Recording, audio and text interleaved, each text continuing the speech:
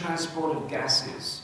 So the whole idea is that you supply oxygen from the air to your tissues, and you remove the waste products of metabolism from the tissues, which is carbon dioxide, from the tissues, and you breathe it out into the air. So in order to do that, you've got to exchange these gases somewhere, and you have to move them around the body. So gas exchange and gas transport. So that we're going to spend a fair bit of time on here. And then finally, there's the whole issue of how do you control breathing? How do you control the rate of breathing? How do you control the depth of breathing? What tells you to start breathing and stop breathing under various conditions? And so there are control mechanisms on this, and so we'll have to talk about the control mechanisms, which are both present in the brain and also peripherally. There's other control mechanisms that we have in other parts of our body which control breathing rate. So that's what we're going to talk about. I'm okay with answering questions. You stick your hand up, wave it about so I can see it. I have no problem with that. So if you want clarification or a bit extra if I can, I'm happy to do that. Okay, we good to go? Any questions? All right. Now I know a lot of you are doing biochemistry, and the biochemists have their own definition of respiration. In biochemistry, if the prof talks about respiration, what he's talking about, or she's talking about, is what goes on inside the cells. Has to do with mitochondria, has to do with the production of ATP, the use of oxygen, the Krebs cycle, you know, all that stuff. You've probably come across it already. So that's what could be called cellular respiration, or sometimes called internal respiration. And I'll show you how that fits in to what we're going to talk about in a minute. So this concerns the biochemistry of metabolism, and it concerns what goes on in mitochondria. That's not the primary focus here. The primary focus here in the physiology of respiration is the respiratory system. How do you get the oxygen delivered to the cells and the mitochondria? That's the deal we're going to talk about. So the securing of oxygen by an organism and the removal of carbon dioxide. So there are a number of ways that organisms do this. If you cast your mind back to biology classes, you'll remember that small organisms don't have any special means of getting oxygen to their tissues and removing waste products. The oxygen and carbon dioxide simply diffuses through the cytoplasm of protozoa and other small animals, for example. So diffusion of gases works for small organisms, but not for larger organisms, because the capacity of diffusion of these gases is somewhat limited, and so you can't get it into the depth of complex tissues. Some animals exchange gases through the skin. So, for example, frogs and amphibians that are a mixture of aquatic and terrestrial, they keep their skin moist, and the gases can diffuse through the skin into the tissues. And this moistness is an issue, because even in us, when we talk about movement of gases, what we're actually talking about is movement of gases dissolved in water. So there's always a moist membrane through which the gases have to diffuse. So skin for animals such as amphibians, gills for fishes. Fishes obviously extract their oxygen from water, and the water comes in, oxygenated water comes in, passes over the gills, which are regions where blood vessels come very close to the surface, and the blood vessels exchange their gases with the water as the water passes over the gills. So that's very familiar to you as well. Insects do it in another way again. insects are segmental animals, and each segment is essentially repeated and has the same structures in it. And one of the structures repeated in the segments of insects are air tubes, and they're called trachea or tracheae. And so each segment has a pair of tracheae, and they're simply air tubes that conduct air into the tissues. And as the insect moves and expands and contracts, so air is pumped in and out of these tubes to the depths of the tissues. So that's another way it's done. In higher vertebrates, it's done with lungs, and that's what we're going to spend all our time talking about. So different ways have evolved for gas exchange and gas movement and transport, and we're going to talk about lungs. So here's a general scheme of what we're going to take apart and talk about over the next couple of weeks. Respiration then takes place with several basic functions. Ventilation, which is the ventilation of the lungs, getting air into the lungs and out of the lungs again. Gas exchange in the lungs, where oxygen comes in and carbon dioxide goes out. And then gas exchange in the tissues, where you want to deliver the oxygen and pick up the carbon dioxide for removal. So there's two places for gas exchange. And then gas transport, the movement of it around the circulation. So here's a very simple cartoon showing you what's going on in respiration. Begin, that's helpful. It's got a begin label here. Here's the atmosphere. Several gases in the atmosphere. We'll talk about that. The one we're interested in is oxygen. So here are the lungs. Here they call it the alveoli. We'll talk about that in a minute. That's the business end of the lungs where the gas exchange happens. Oxygen comes in, and carbon dioxide leaves the blood and is exhaled back into the atmosphere. So the oxygen comes in and dissolves in the blood or attaches to hemoglobin. We'll talk about that. And the blood becomes oxygenated, and by convention, as you know, oxygenated blood is always shown as red. So the oxygenated blood comes from the lungs into the left heart, and from the left heart is pumped around the whole body, around the system, in the systemic circulation. I'll show you that again in the next slide. The systemic circulation, the circulation of the system, and the oxygen in the oxygenated blood is delivered to the tissues, where the second gas exchange occurs. Into the tissues oxygen, out of the tissues carbon dioxide, and this, of course, is the biochemist's definition of respiration. Cellular or internal respiration, what's going on in the cells, which we're not going to talk about at all. And so the carbon dioxide is picked up, oxygen is delivered, and the deoxygenated blood, conventionally shown as blue, returns via the right side of the heart and is then pumped into the lungs. And the whole system goes again.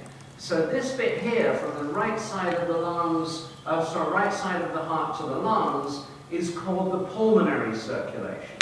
So two kinds of circulation: systemic around the body, pulmonary between the heart and the lungs. And I want to make that point again in the next slide. Here. So here's the same, it's the same picture, basically, but with more detail. So here are lungs, here oxygen in, carbon dioxide out. Here are the blood capillaries in the lungs. We're going to look at the anatomy of the capillaries in the lungs and what the association is here. But it's the same deal as the last slide. The pulmonary capillaries, pulmonary is lungs. Pulmonary capillaries pick up oxygen and deliver it to the left side of the heart, where the oxygenated blood is then pumped around the systemic circulation here to the tissues. Here are the capillary beds in the tissues, where gas exchange happens again. The oxygen leaves the blood via, this is an enlargement of what's going on here. The oxygen leaves the blood, goes into the cells, mitochondria, ATP, blah, blah, blah. So this is your internal cellular respiration. Here is your external respiration that we're going to spend time on. The deoxygenated blood returned by the right side of the heart and then back to the lungs. And so this area here is the pulmonary circulation. This area here, the systemic circulation. And as you know, in the systemic circulation, arteries containing oxygenated blood carry oxygen to the tissues. So arteries carry oxygenated blood to the tissues. The veins carry the deoxygenated blood from the tissues in the systemic circulation. Look at the situation in the pulmonary circulation. In the pulmonary circulation, the pulmonary arteries here, sure, they go to the organ, the same as the arteries go to the organ here, but in the lungs, the arteries go to the organ, but they carry deoxygenated blood. So the pulmonary circulation is different from the rest. In the pulmonary circulation, the arteries carry deoxygenated blood. Everywhere else, the arteries carry oxygenated blood. And similarly, the pulmonary veins contain oxygenated blood, where everywhere else the veins contain deoxygenated. Primary difference between the pulmonary and the systemic circulation. Just a little note over here. I'm not going to talk about this, but I'm sure you talked about hypertension last term in 212 and elsewhere, blood pressure and regulation of blood pressure. The pulmonary circulation, because it is different, has different issues associated with it. And so while hypertension, increased blood pressure, is not uncommon in the systemic circulation, very common, people go to the doctor, they find they've got high blood pressure, you deal with it. The situation can also occur in the pulmonary circulation, where it's called pulmonary hypertension. This is a different deal altogether. This is serious disease. It puts increased load on the right ventricle, and unless you deal with it, it leads very rapidly to heart failure. So pulmonary hypertension, higher than normal blood pressure in the pulmonary circulation is a big deal for doctors, big deal for cardiologists, big deal for pulmonary doctors as well. Different order of magnitude from ordinary hypertension. I'm not going to say any more about that. You okay with that? Pulmonary circulation, systemic circulation. Any questions? All right, well, you know, lungs, breathing, yeah. But in fact, the lungs and the respiratory system do have other functions besides gas exchange and delivery of oxygen to the tissues. And here are some of them. You lose a lot of water through the respiratory system. So this is common, a common experience. When you stepped out of the house this morning, it was cold enough that you could see your breath. So when you breathed out, you could see your breath, and that, of course, is water vapor. So losing an awful lot of water vapor every time you breathe, and so that's a significant issue in the control of body fluid volumes and water retention. So you lose water, and you also lose heat. The fact that you could see your breath was because the air had been warmed. You drew in cold air from outside, and in your respiratory system, the air was humidified. In other words, it picked up water, but it also picked up heat. So when you breathed out, you could see the condensation of the water vapor because it was both warm and heavily laden with water. And some animals, you've seen dogs sitting there panting after they have been for a run. They're doing that deliberately to get rid of heat. we control our body temperature largely through sweating. So you sweat, fluid on the surface of the skin, fluid evaporates, and when fluid evaporates, it cools. And so you control your body temperature largely by sweating, but certain animals, and dogs are the best example, don't have sweat glands. So all of their heat temperature control can be done by panting, which is basically a function of their respiratory system. So you lose heat that way. Okay, control of acid-base balance. This is a really big one. And this has to do with what I talked about right at the beginning, the way in which the lungs and the kidneys work together.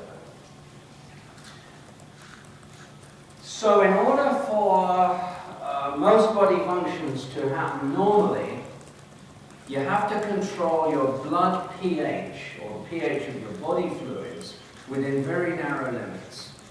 The normal pH of our body fluids is about 7.4. If you go substantially outside 7.4, you develop what's called acidosis on the acid side, or alkalosis on the alkaline side. And so there are multiple mechanisms, and this is crucial. You're dead if it goes out too far. So crucial to maintain the pH of the body fluids within narrow limits. We call that acid-base balance, acid-base, acid-alkaline balance of the body fluids. And the lungs are involved in this, and the kidneys are involved in this. So this is the lung-kidney connection. And I'm not going to say much about it in respiration. I'll say a bit more about it in kidney, and then Dr. Alexander is going to come in and give you 2 classes on acid-base balance, how the lungs and the kidneys control the pH of the body fluid. He's a nephrologist, a kidney doctor, and he deals with people who have disordered acid-base balance all the time, and it's a big deal for kidney doctors to be able to put it right. But the lungs and the kidneys work together on this. So this is a big deal, and we have to put it on the back burner until after I finish, and he'll talk to you about that. So that's a very important function of the lungs. And we'll refer to it. It has to do with carbon dioxide and what the effects of carbon dioxide are when carbon dioxide is dissolved in the fluid. It's an acid. So that affects the acid-base balance of the blood. Okay, a few other smaller ones here. Enables speech and vocalization. The fact that you can hear me is because as I breathe, and of course my breathing is, interestingly, my breathing rhythm, you're sitting there breathing quietly like this, but I'm not. My breathing is differently controlled because I'm speaking. And you take breaths at irregular intervals when you speak, whereas when you're at rest, you take breath at very regular intervals. But the reason you can hear me is because the breath is going over vocal cords, obviously. So breathing enables vocalization and speech. It enables olfaction. What's olfaction? Smell. Smell, yeah. So every time you breathe in through your nose, the air passes over what's called the olfactory epithelium, which is up here, the area of epithelium on either side, inside the nasal cavity. And that, it's really interesting. You don't get to do olfaction really in this sort of level of physiology, but later on you can. Olfaction is really interesting because we have special sense cells up here which can detect specific molecules in the air and gives you a sense of smell. So respiration enables olfaction. I'm not going to say any more about that, but it's a very, very interesting area of physiology. Defense against inhaled foreign material. I'll say a little bit more about that in a minute. Basically, the issue is here that you have to extract oxygen from the air by drawing air into your lungs. And when you draw air into your lungs, you draw all the crap that's out there. You draw in all pollution, all the particles, all the bacteria, all the viruses, all the junk that's out there in the air, all goes into your lungs. So the lungs have to develop a very special immunity defense system for preventing these things causing a problem. The particles are an issue. Particulate stuff is an issue because the lungs tissue is sensitive to particles.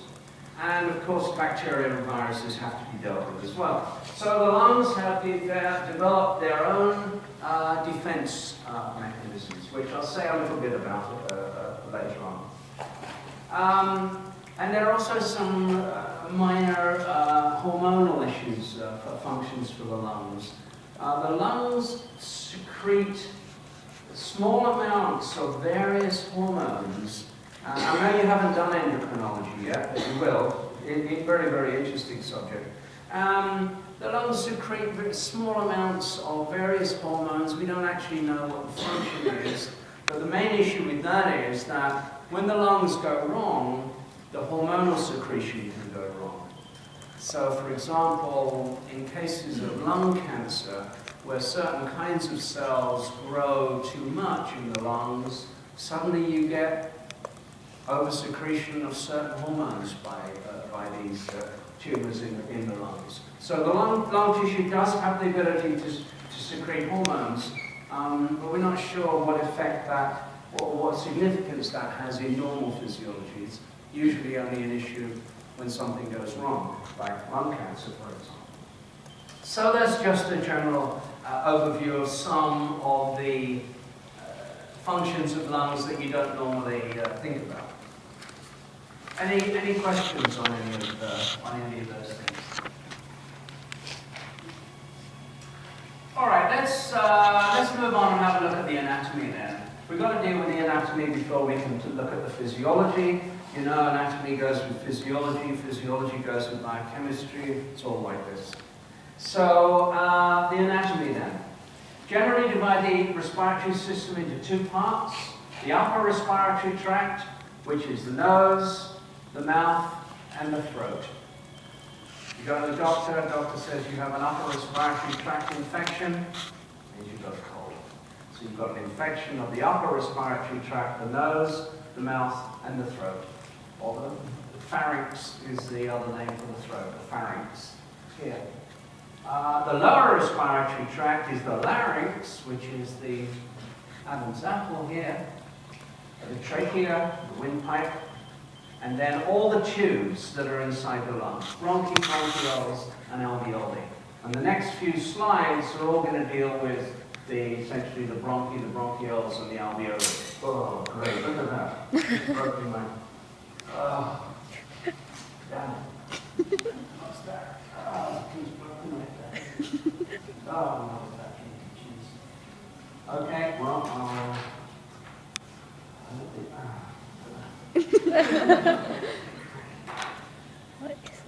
I don't think there's even any point in me trying to fix this. I'll leave it. I'm sorry, I won't be able to point. I don't know what to do with my hands now. All right, well, you're going to have to just look. Respiratory system. So you can see on the right-hand side there, upper airways, nasal cavity, oral cavity, pharynx, throat, and then further down on the right-hand side, the respiratory tract. And it goes down through the trachea, and then the trachea branches in the lungs into the primary bronchi, the secondary bronchi, the tertiary bronchi, and then very, very fine tubes called terminal bronchioles.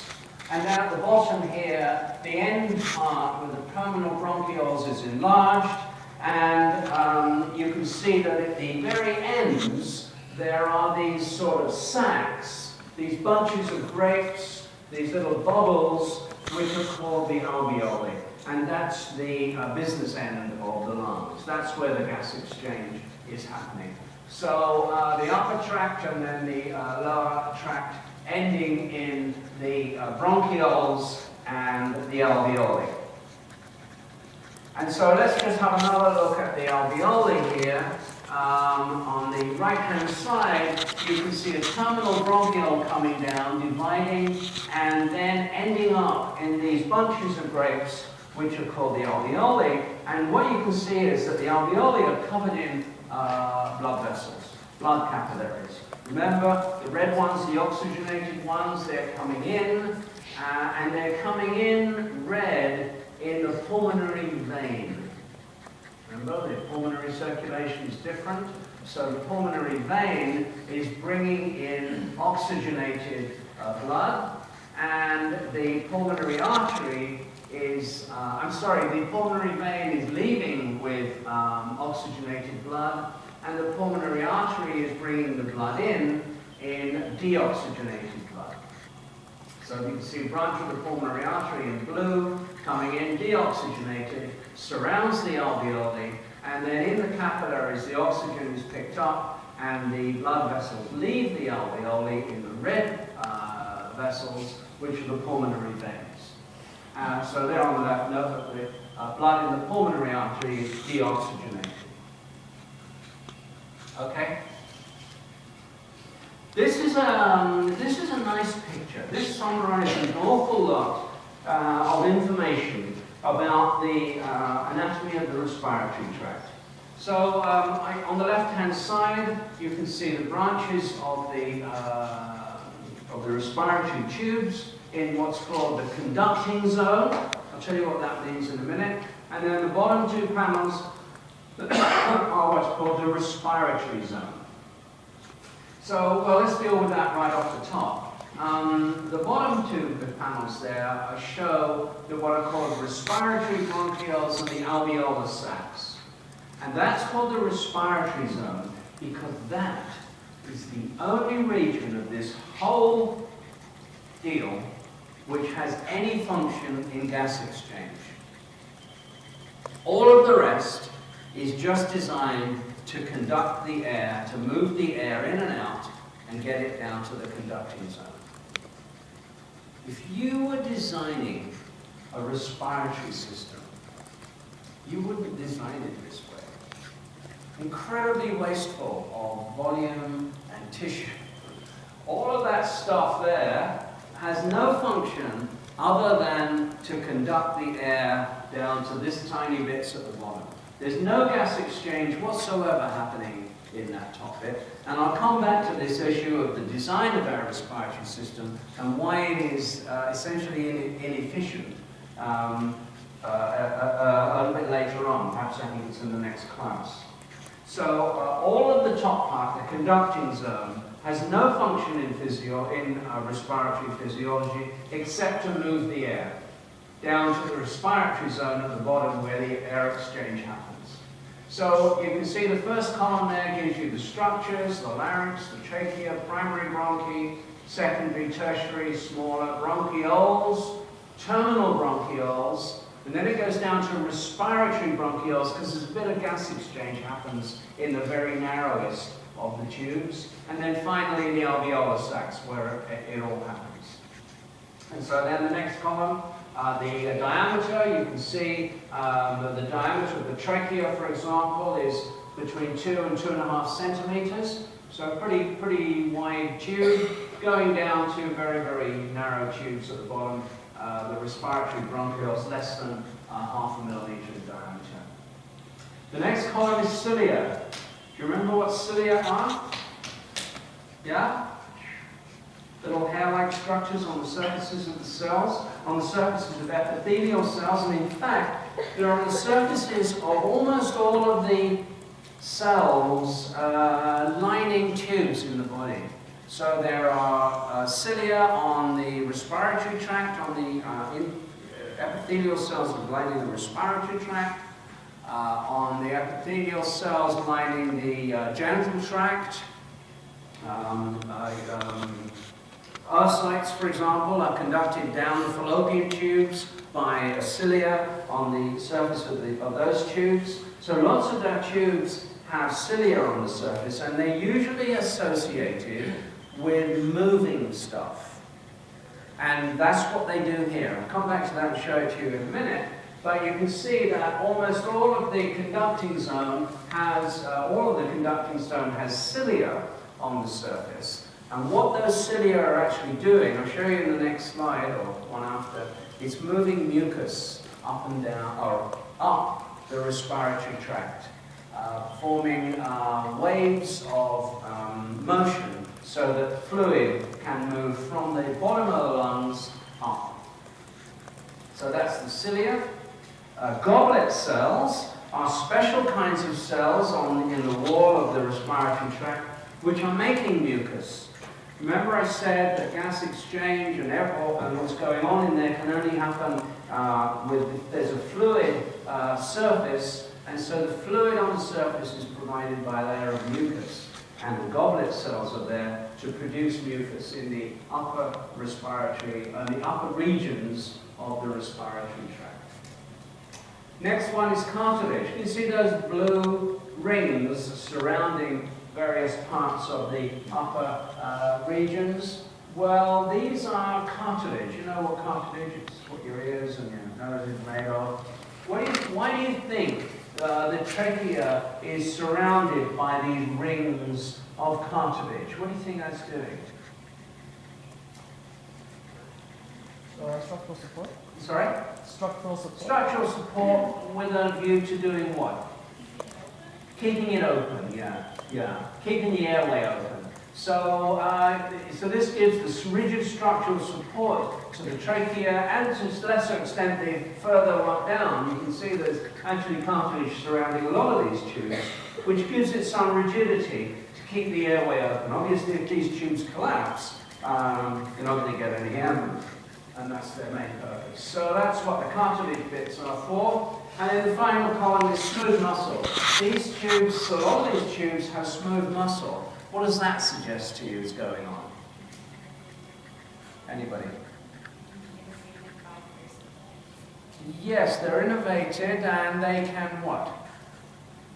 Contract, yeah. There's some contractile functions to these tubes as well. Not a lot, but every time you breathe, there's a certain amount of expansion and contraction that goes on in the tubes. So that's quite a useful picture. Summarizes a lot of different things. So this summarizes what I just said. The air passages, the trachea, bronchi, and upper bronchioles are purely conducting. No gas exchange.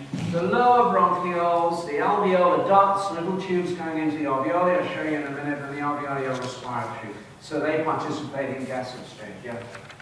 For that table, you want us to memorize the numbers? No. You don't need to memorize the numbers. Okay. All right, the alveoli. Gee, I'm missing my pointer.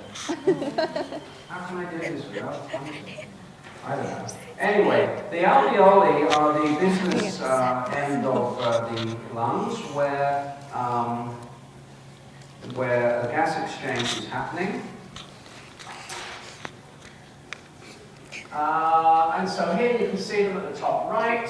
You can see each little bubble has a little entranceway, a pore, the alveolar pores up there where the air comes into the alveoli. And then if we look at the big picture here, you can see an alveolus with the alveolar pore in the middle. And each alveolus is surrounded by a cell layer. Can you see the cell layer surrounding it in yellow? It's called a type 1 cell. Can you see that? I can't point it. The type 1 cell there. There's another kind of cell called a type 2 cell, the purple one with the fingers on it. Leave that on one side for a minute, I'll come back to that. And so there is the alveolus surrounded by the type 1 cells, and outside the type 1 cells you can see blood capillaries cut across. Can you see all the blood capillaries surrounding it? That represents a cross-section through an alveolus which is completely surrounded by blood capillaries. What else is in that picture? Can you see the alveolar macrophages? There are two of them shown in purple there. What are they doing? What are the macrophages doing? Immunity.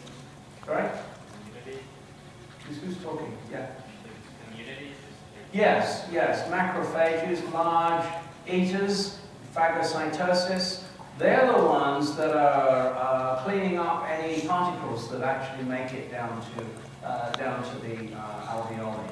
So they're part of the lung defense, mechanism. Yeah. So then, if we go to this picture bottom right-hand corner, this shows you what's called the respiratory membrane. So the respiratory membrane is the actual barrier between the air on one side in the alveoli and the blood on the other side in the capillaries. So this is the barrier that you have to go across in order to exchange gases.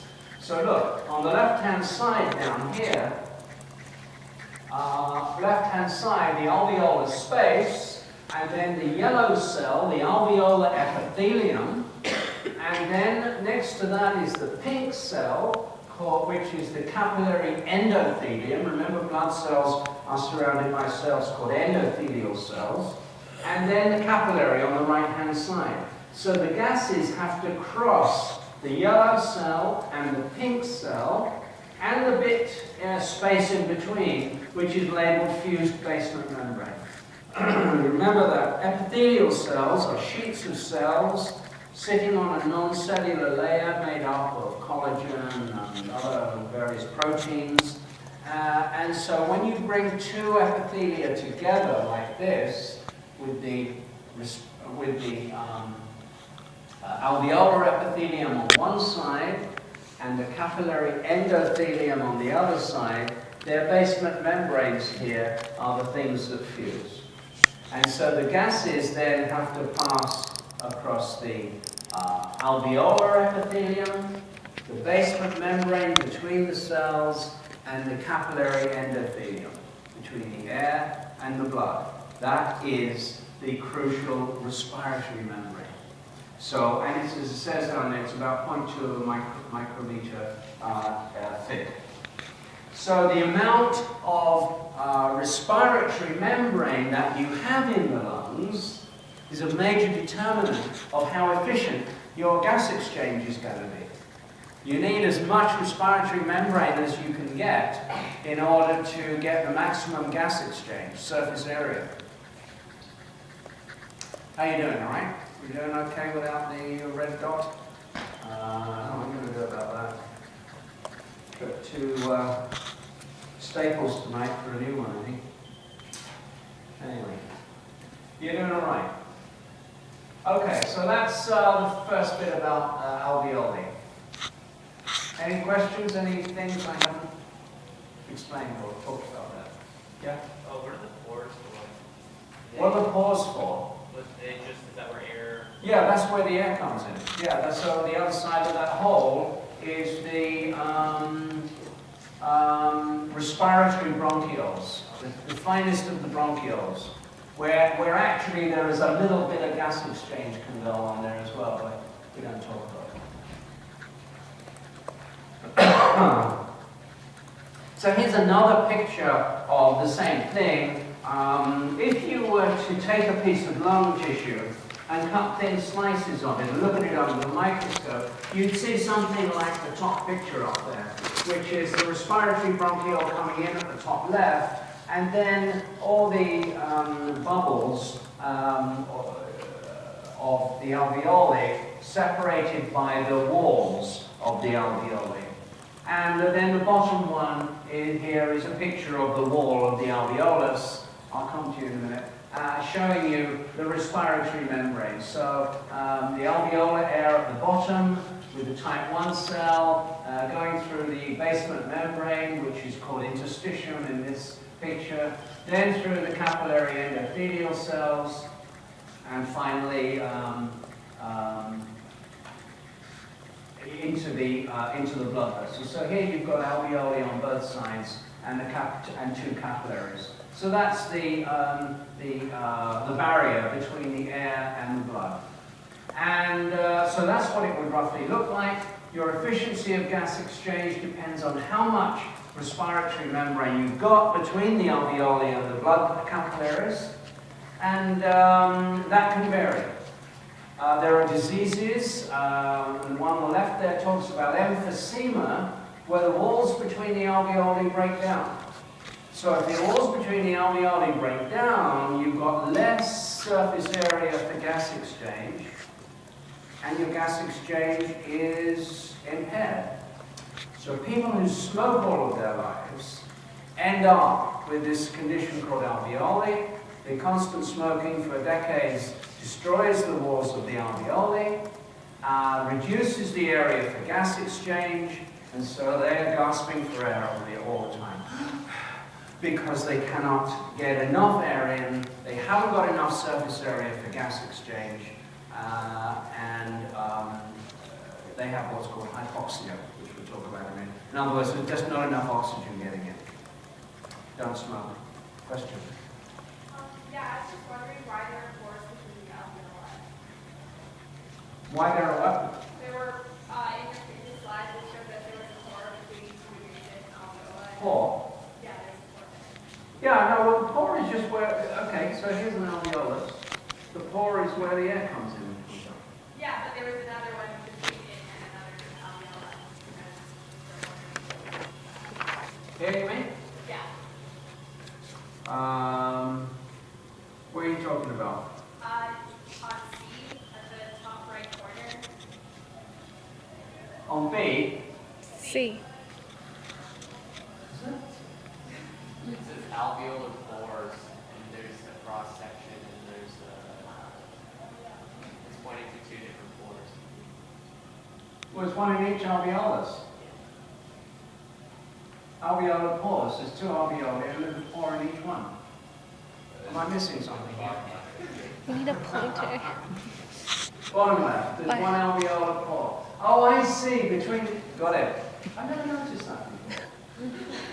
I've never noticed that before. Between the alveoli, yeah.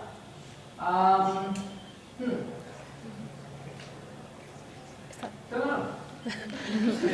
I've never noticed that before. What sharp eyes you've got? Pause between the alveoli. I'll have to look up. I'll have to look into that. I have no idea what that means or why they're there. They're connected. There's a certain amount of interconnection between the alveoli. If you look at the one that's connected to it, doesn't have its own pore. Really? Oh yeah, right. Yeah. Oh, I see That what one you doesn't. mean. Yeah, the top one there doesn't have its own pore, does it? So It maybe doesn't have that's its why. own pore, does it? So there's a certain amount of interconnection. Is it the middle one? Who knew? What? Is it the middle one alveolar sac? It's like The alveolar sac is the same. Well, the alveolar sac is a bunch of alveoli. If he doesn't You know can what see he's saying, there. that's Let's not get hung up on it. Sharp eyes, very good. But I don't think it's terribly significant. I better check up. I've never noticed it before. Okay, any other things that I've missed in these nice pictures? All right, so a couple of things about alveoli. They increase from birth to adult. Each adult lung has about 300 million of these things. They're covered with epithelium, which allows the exchange of gases. They expand and contract with inspiration and expiration, but they don't collapse. Now, this is a big deal. They don't collapse because they have a substance on the inside of them called surfactant. I guess what I will do is I'll just say a few words about that, and then I'll deal with surfactant next time. Okay, so look, listen. Christmas has just gone by. You had a nice time. Did anyone blow up any balloons? No balloons. So you take a balloon out of its packet, yeah? And you try to blow it up. Have you done this? It's really hard to get it going. You just can't. You're blowing your lungs out and you can't get that first expansion. That's the issue with collapsing alveoli. If you allow the alveoli to collapse, then you have the issue of the new balloon and getting air into it. Very, very difficult to get the first expansion going. Once you've got the air into the balloon and the balloon starts to expand, then it's easy. Then you can continue to blow it and the balloon will get bigger and bigger. If you let the balloon collapse, you've got to start all over again and get that air in. So there's a big issue in our lungs, and particularly in babies' lungs, which I'll come and talk to you about next time, in that you can't allow the alveoli to collapse. If you allow the alveoli to collapse, you've got to do so much work to open them up again that it's a significant impediment. So the alveoli, although they can get larger and smaller as the air's in and out, they never collapse. And the reason they don't collapse is a magic substance called surfactant, which I'll talk about next time.